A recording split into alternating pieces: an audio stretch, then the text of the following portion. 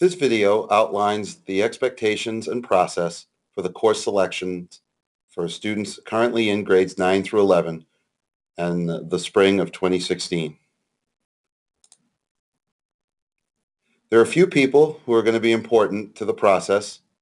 Specifically, we would ask students to recognize who their school counselor is. Students with the last names A through L report to Mr. Dorney, and students with the last names M through Z report to Ms. Kelly. Our C&I leaders, Ms. Pryor in math, Ms. Marshall in English, and Ms. Larkin in science, are also available to answer questions about sequences in a specific department. And you can also feel free to reach out to either Mr. Rubin or Mr. DeMeglio with any questions about the process. Ms. Trank is available for any questions related to special education.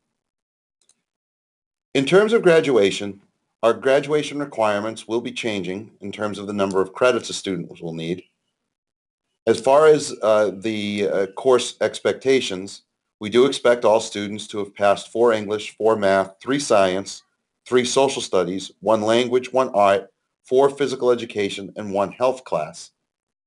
Courses that were taken prior to the 2016-17 school year for a half year do meet those requirements.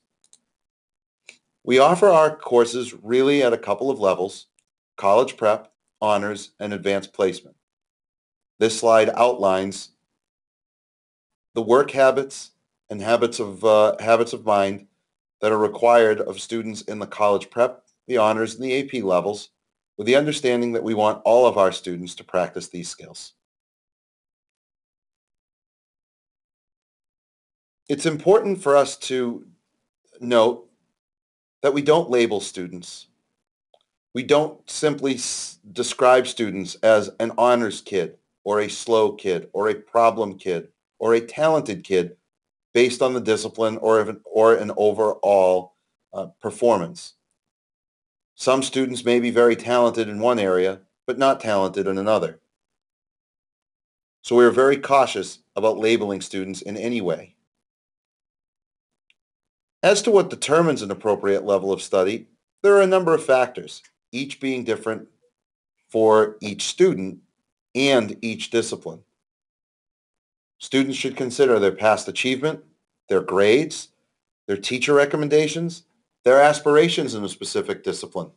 And we use the term learning is not linear in that students may take a course at the college prep level, move to honors, perhaps move back to college prep within the same discipline over time.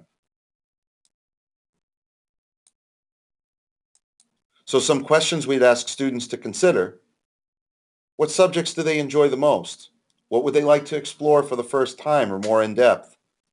What other aspects of their life are going to create time impediments for study? And how can we help students provide some sort of balance to their lives? We have a time management worksheet that's available on the website that can help students calculate out. It really is just a guide. It is not that concrete, but it gives students an idea of the finite amount of hours they have to accomplish everything they would like to during the week. In terms of college considerations, some families do get very nervous that not taking a certain number of courses or a critical mass of honors or AP classes may impact college applications. While strength of program and grades are part of what a college will look at, it's not the only part.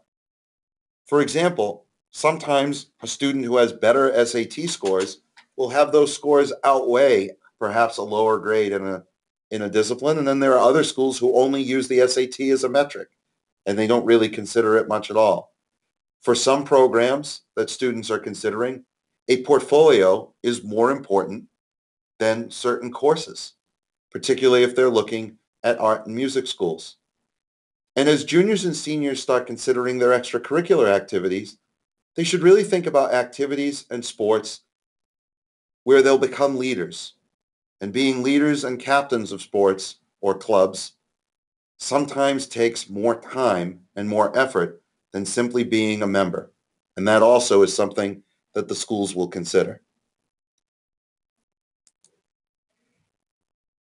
This slide presents some of the different recommendations of four-year colleges. It is not an exhaustive or an exclusive list. But one thing they should look at is that these lists are really meant to give people a sense of what schools are looking for.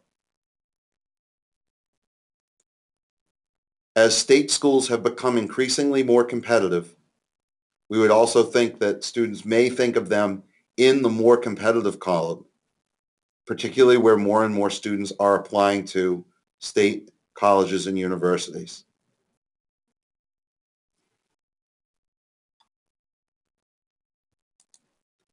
As students consider their course selections, they are reminded that they are all signing up for 14 credits, the equivalent of 7 full-year courses.